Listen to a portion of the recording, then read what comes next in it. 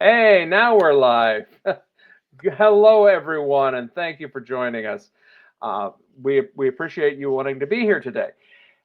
You're in a position where you want to know what's going to take you to your next level in your career search and your interview strategy. That's what we're here for. That's what we're here to talk about today. My name is Jason Mutzfeld with Collab Careers.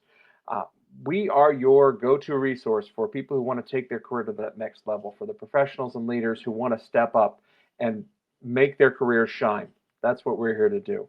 Joining me today is Michelle Merritt, the Chief Strategy Officer for DNS Executive Career Management. That's our sister company that aims at the C-suite and executive boards. Together, we cover the spectrum of people who are looking to take their career to that next step. And Mhm. we're going to talk about that today. We're going to share a lot of advice, and we hope that not only do you gain something from this, but most importantly, you'll share this with people who might be in a job search, because a job search right now, we're hearing all the headlines. It's saying it's so scary. Well, job search has always been scary. Don't let the news media or any media intimidate you. This is a process we've all gone through. So I've introduced myself. Michelle, I'm going to let you introduce yourself a little bit, and we're going to mention that Carmen Poff, our success director for both companies, regardless whether you're executive or professional or leadership. Carmen Poff is in our chat today, and she is willing to talk to anybody. Michelle, I'll let you introduce yourself. Thank you. Thank you. So I'm excited to be here. My name is Michelle Merritt. I am the Chief Strategy Officer at DNS Executive Career Management, where we guide executive leaders through the job search, interview, and comp negotiation process in the executive search and in the board search. So, in addition to that, we also lead executive outplacement for several organizations. So, that said, we are, as Jason mentioned, the sister company to Collab Careers, and always excited when I get a chance to come hang out on the Collab Careers side. Carmen Poff, as Jason mentioned, is the client success director. She's going to be the person that you turn to for information on services, timelines, fees for your unique project, so that you can truly understand what it takes to work with either of these teams. So, again, she'll pop her information in the chat. She just And has. oh, Yeah, perfect. yeah, and in Perfect. fact, introduce yourself in the chat if you would, please. We'll be Absolutely. monitoring the chat for your questions. If you have questions during this process, by all means, jump in. Uh, yeah, this is a customized product. This is that we offer. So we take an Mhm. approach to this, and that's exactly what you should do as a candidate. You should think of, don't just throw out any old resume. Make sure that you are putting your best foot forward. That's what we Absolutely. help our candidates do, and that's what every candidate should do. We're going to Absolutely. go over that today. So So, let's dive Jason, right into it. But yeah, real quickly, can I mention that you and the Collab Careers team launched a career go bag recently? yes, yes, And I exactly. thought we would put the link to that career go bag checklist Thank you. up here on the screen real quick. Mhm. And you can scan the QR code here. It will take you to our website, which will allow you to download the checklist. It's a 90-day checklist that helps you get through your that list of everything you need to know. It can be so overwhelming when you're in the job search, and so this can be a great tool. We'll pop it back up a couple times throughout the call today, but by all means, make sure to scan that QR code or go to collabcareers-resumes.com and you can download the list from there. Exactly. It's all about preparation. This Mhm. process, whether you are in an active job search because you've been let go or you want to move forward, that takes planning, that takes strategy, that takes a professional approach. You can't just do this willy-nilly and expect to get a result that is anything less than just willy and nilly. You want an optimum result. You need to optimize those inputs. You The bet. career go bag will do that, and this is part of that career go bag that we're going to talk about today. This series. How do you prepare for the interview? You don't know what questions they're going to ask, Right. or do you? Or can you influence those questions? That's what we're going to jump into today. The search strategy is part of this. I mean, you're applying for jobs. More importantly, you're networking. Michelle, you are the queen of the art of the network. So tell us a little bit about how networking plays a role in a successful job search. Right. So one of the key components to any career go bag is a strong network. And yeah, one of the misconceptions that we've noticed a lot lately is that people tend to think, okay, I don't know anyone who can help me with this, right?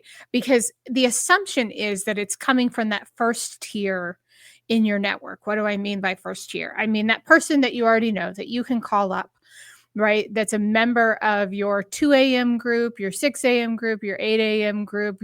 Many people have heard me talk about that before. But, really that first person that you can reach out to. What we know is that your network is going to more than likely 85% of jobs are found through people we know. So your network's going to more than likely bring forward that future opportunity, but it's likely also not going to come from the person you know. It's going to come from someone they know or even someone that person then knows. So a second tier or third tier connection. And I think that's one of the things that really confuses people. They say, "Oh, I just don't think my network's strong enough. I don't have a network of people who are in the right hiring positions," things like that. When it's really vital for us to start with that tier and be asking things like, "Who else do I need to talk to?" Of course, always in a networking conversation, the most important question is, "How can I help you?" Mhm. We never want to go with our hand Very important. out. Yes. We always want to be talking about how we can help other people in our network. But also, as you share with them what you're doing, what's going on in your professional life, sharing with them, you know, asking the question rather, who else do I need to know? Who else do I need to be talking to? Exactly. It is not at all unlike, and I've used this analogy before. It's 6 degrees of Kevin Bacon. Right. In Oh, that's showbiz, a Gen X reference right there. everyone is. They say everyone is a certain amount of degrees. It's narrowing and narrowing every year. Degrees removed from everybody.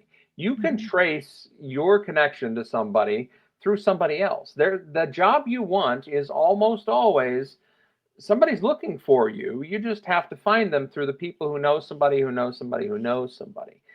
In showbiz, that level of connectivity, they make modern references to Nepo babies are all the rage. Mhm. But there really is a networking that happens in show business. You become a known entity. Your reputation precedes you. And we're going to talk about reputation when we talk about brand. But it's like, oh, in stand up comedy, for example, a lot of times comics start their careers in doing what are called open mics. They will literally Mhm. stand up and do 3 to 5 minutes of comedy, and eventually they'll get the attention of somebody. And that somebody could be a promoter. Most likely, though, they're a fellow comic who says, "You Mhm. need to hear this person. They have good material." They tell somebody, the word gets around, so to speak. That's all Absolutely. networking is putting the word out there that you're interested, that what you do, what you can do, what you can do for somebody else. And it's making a human to human connection.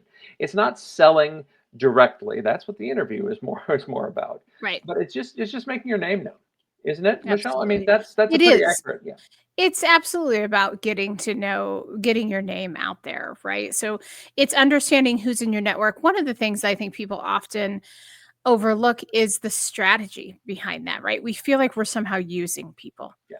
And I recently said I was having a conversation with a client and said, you know, we both had grown up in smaller communities and our families were both very well networked, or what we used to say connected in the community, right? So you couldn't get in trouble as a Yeah. kid because your parents knew everyone, right? Your parents Yeah. knew that something was going on before you got home. But also I look back and I know that when something was going on, my parents, my grandparents, they always knew who to call, Mhm. right? Because they had deep networks, deep connections in the community. And it wasn't that they were using people when they called, but they understood who to call when. Mhm. And so having that strategic approach, really mapping that out, and sometimes it even takes mapping it out on paper, Mhm. right? My Yeah. more technical clients will build a spreadsheet and document it all out, while other clients will just sort of mind map and scribble, who does this person know? Where do they work? Where do they worship? Who's their significant other? Where did their kids go to school? What's their alma mater? Who's their next door neighbor? Where do they drink on Friday and brunch on Sunday? Sort of things. And who are they with? And that helps you start to identify who it is you need to be engaging and connecting with, and who can be the shortest path to success. Exactly. And it's not just, as you said, it's not exploitation or manipulation or even persuasion. At this point, it's making a human to human connection. You're a human being, and you want to present yourself as a human being who wants to make those connections. And putting yourself out there, be the sort of person who leads with the ask is what I tell people. Or lead with the offer, not the ask. Right. Messed up my own saying. That happens. Lead with the offer. Say, hey, how can I help you? I'd love to get to learn more about what you're doing.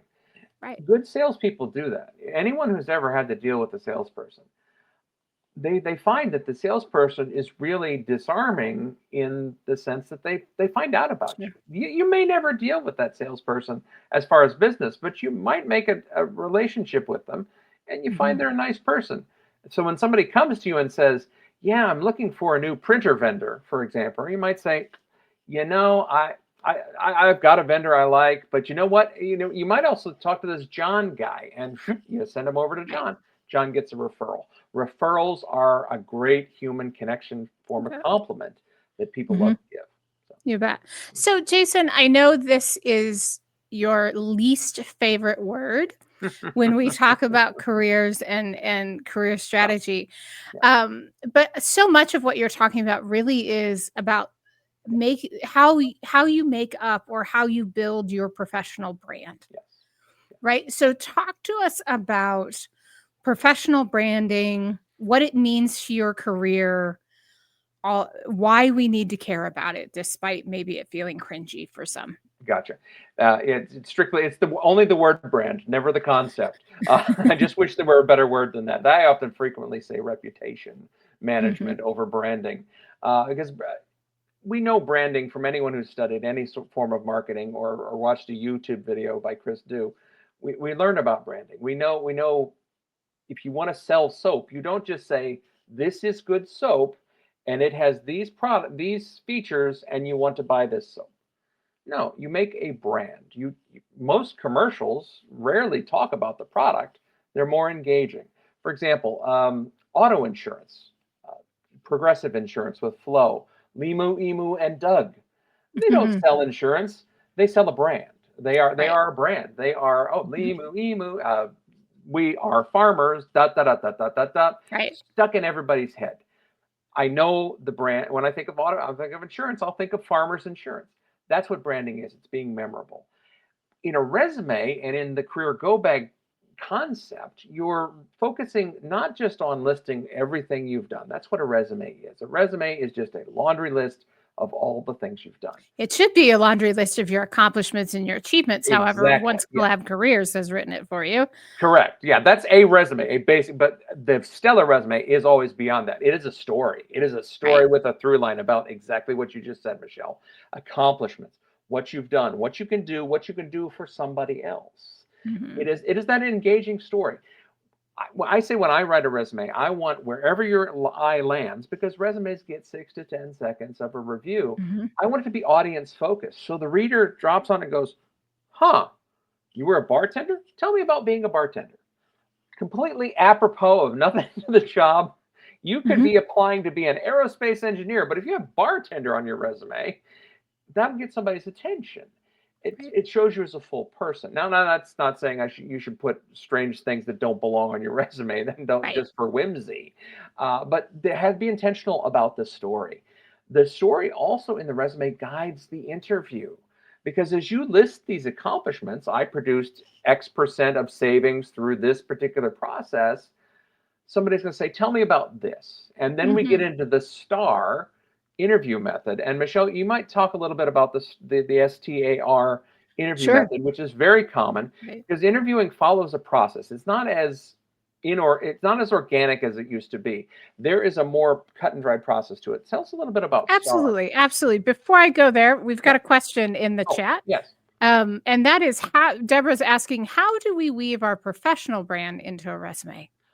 I would tell you they're more or less the same thing. Your resume is that professional branding document. Mhm. We want to tell about your accomplishments, as you said, Michelle. That would be my answer to that. I'd love to hear your answer to that as So well. I think there's a couple things. It's understanding your unique value, right? Hmm. What do you bring that's different? I know, Jason, when you have a conversation with a client, you're asking them, what sets you apart from your peers? Why should someone look to you as opposed to someone else Hmm. with a similar education or a similar career background? What really sets you apart is more than just 10 years of experience in XYZ industry, right? Being highly organized and detailed. Those are not the kinds of Table things that stakes. we Yeah, want on there. Those are yeah, table yeah. stakes. So, really understanding that unique value Hmm. and then crafting the resume in such a way that really highlights, as we've said, your accomplishments, your achievements, what sets you apart from your peers, but also the outcomes of your work, data driven, wherever appropriate and responsible, data driven accomplishments. So, really and truly blending all of those things into the resume will make a huge difference and help you get the right attention from the right people. Exactly. And people are oftentimes afraid of that uniqueness. But Mhm. we are very unique, and you can say all day long, "I'm a hardworking, experienced, and I have this degree." That doesn't, again, table stakes. That doesn't mean bupkis Right. in an interview. They want to see a real human being because in sales, you learn very quickly people do business with people they like. Absolutely. You And have, to yeah, yeah. Sorry, sorry, go ahead. No, go ahead. I stepped on what you were gonna say. No, I was just gonna say, even your HVAC repair person or your plumber who shows up, if they are surly and grumbly and nasty and just mean, you're never going to deal with that company ever again.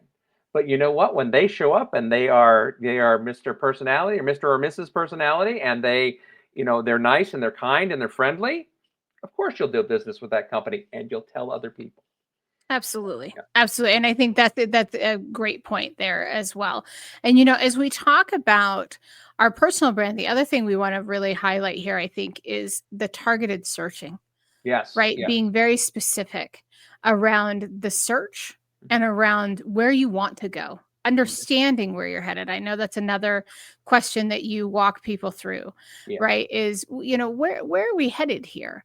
And the I don't know I could do anything for anyone, or I am an excellent marketing manager, I'm an excellent finance manager, something like that. And so, but I can do that across any industry Yeah. is not going to help you in your search. Yeah. It's really starting to understand and clarify that direction and how your unique value, as we were talking about a minute ago, applies. Yeah. So really taking that search and hyper focusing on where you want to go next, wouldn't you say? Yes, yes, totally agree. Any entrepreneur or business person will tell you the phrase "niches is riches" Hmm. is there for a reason. When you specify exactly what you have more intention about, and I could be a marketing manager for petrochemical company, but if you don't like petrochemicals, you won't necessarily excel at it. There is something to leaning into your strengths. And if your strength is, I really enjoy, for example, one of my personal passions is higher education. I'm an adjunct professor. I enjoy higher education. It is, you darn tootin', I'm going to lead with that. You're going to know, you're going to learn that about me. Would I like to be a trainer in a petrochemical company? I got barely a passing grade in high school chemistry. I'm not really that psyched about chemistry, but everyone has a strength. Everyone has something that they want to do. And at the end of the day, if you don't aim for where you want to go, you're just going to hit anywhere, and you'll get results that are meh. And nobody has time for meh results anymore. And they take longer, right? Yes, very When much you're so. that scattered, what we hear right now is that the search process does take longer Yeah. today than it used to. And because we are seeing companies add multiple interviews, even at the management to senior leader levels, even before you get to the executive tier. So as we see more companies add more interviews to make the process longer, having that targeted search Mhm. keeps you focused on the right things, which Yes, makes a huge difference it as well. certainly does. Yeah. Speaking of interviews, Mhm. let's talk about the importance of a well-honed interview strategy. Yes, and And we I have a know we're going to question in dive the yeah, deep. we have a Oh, do question we? in the comments real quick. I really need Hmm. help with my account. I feel like I'm almost there, but not yet with my account. This is exactly where that narrowing in happens. Hmm. I would tell you that your LinkedIn account needs to be broad yet deep. I always Right. talk in education terms is the T-shaped person. You have to have a breadth of experience. You have to show exactly all that you can do, but at the same time, you want it. That's that depth. That's that targeted search. Hmm. I would say, without knowing the specifics of this situation, I would say the best thing to do with your account in that case is to what do you want to do, and make sure your account says, "I am a person who wants to do this and does this." Or if Hmm. you don't do it directly, these are the transferable skills I have to make that happen. Right. Recently, in one of your LinkedIn lives, you met with Emily, our LinkedIn Hmm. expert. Yeah. And I know one of the things she talked about was the importance of a headline, Yes. right? A headline that Hmm. will really grab the reader's attention right from the beginning, saying who you are and what it is you bring to a potential employer. Yeah. And part of the reason that headline is so important is because as you comment and you engage on the platform, your name shows up, but then also that headline shows up. That headline follows you in a lot of different places. So we want to make sure that that headline is a critical component Mhm. um, in that piece, and then it's really showcasing your accomplishments and your achievements throughout the profile as well, and engaging about section that's written in first person. It's not just a copy paste, things like that. Yeah, and it's about what you want to do and can do. And Hmm. you may be it's aspirational, but that says something about you. You're going to have to do this in the interview, Right. so put it on the LinkedIn page because people will always stop to your LinkedIn profile if they get an interview announcement and saying, "Hey, for our department, we're going to be using these five. We're going to talk to these five candidates." If the Hmm. resume isn't attached to that calendar invite you have for the interview, darn sure you're going to go to Google or Right. DuckDuckGo and you're going to look up their LinkedIn profile. So yeah, put your best foot forward. It is uncomfortable because you are putting yourself out in a very public Good way. point. LinkedIn is very public. You have your Hmm. profile picture, you have a banner image, you're saying things about yourself that might make you feel uncomfortable. Imposter syndrome is real and it holds people back in amazing ways. Now, you don't want to go the opposite of being a jerk and being Dunning, falling into Dunning Cougar, but you want to be out there. That's uncomfortable for a lot of people, but get comfortable with being uncomfortable. Put yourself out there because you're going to do it in the interview. You're going to be confident in the interview. You must bring that confidence. You bring the energy to the room. An Hmm. interview is a two-way conversation. You are Amen. interviewing them as much as they're interviewing you. And I think that's the most important takeaway from today is understand that you're not just out there hat in hand begging for a job and you just take whatever you're given and walk away and do your job. That's nice. I mean, that's one way to live. I mean, there's no judgment in that. A lot of people do that, and sometimes we have to do that. We have to take things we don't want. But striving for what you do want, Right. that takes some chutzpah. That takes some courage. And I encourage everybody, put courage into. I encourage everybody to take that extra step. Get prepared. What does your next step look like? Staying ahead of the game will keep you employed. Hmm. Yeah, sorry. Absolutely. Off my And soapbox. I also think Yeah. it's important to have when we're talking about all of the strategy, right? The search strategy, having a search strategy, having a plan, waking up Mhm. every day saying, okay, I've got to get these 5 things done as part of my search today to Yeah. move the search forward. Treat it like a project, Yeah. right? That's one of the things I always remind people. You are your most important project. Mhm. And it gives us a sense of control because we know we have accomplished X, Y, and Z. And we can look back over the course of the search and say, okay, here's what's been working, here's what hasn't. We can adjust accordingly. Just again, as you would any other critical project, Mhm. making sure that you have a strategy helps you have control, Mhm. which can be it takes the comfort level, it dials the comfort level up, right? Makes us feel stronger, things like that. So psychologically, it can make a really big difference. Yes, and you have control to a certain point. I mean, at the end of the day, we're not saying this is a magic formula. This is you. There are things you can control and things you can't. Right. What you're doing by controlling yourself, the one thing you do have the most control over, as much as possible, by treating it as a full-time job and as a project and it with objectives and goals, is you are creating luck. Right. You're preparing yourself. Luck is where preparation and opportunity meet. Meet. And You bet. boom, that's that lightning strike that creates the chemistry. That spark creates your next step in life. I love that. Can't say that enough. That this is as much about luck as it is about preparation. But You bet. preparation makes luck. You bet.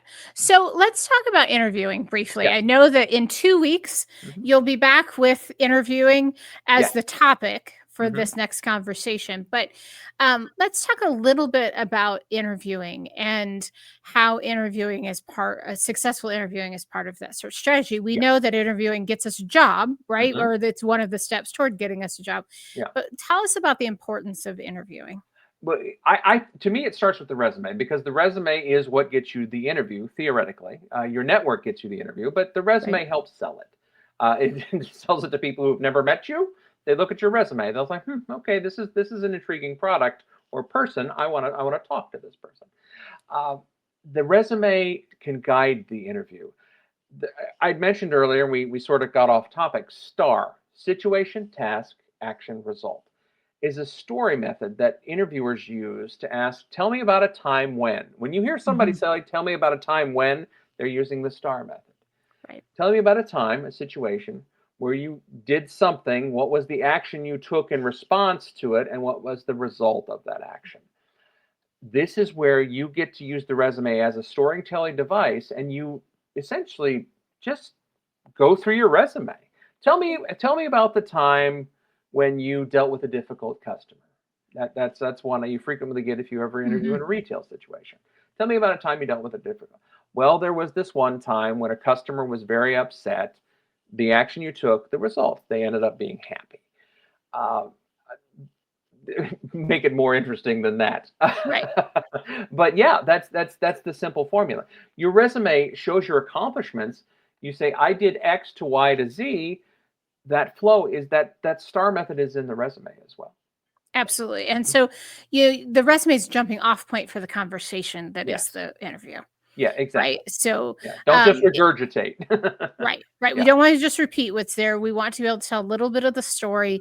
One of the things I always remind people is make sure that you're keep those answers to less than 2 minutes Yeah. in length. That sounds short, but 2 minutes is a lot longer than you think.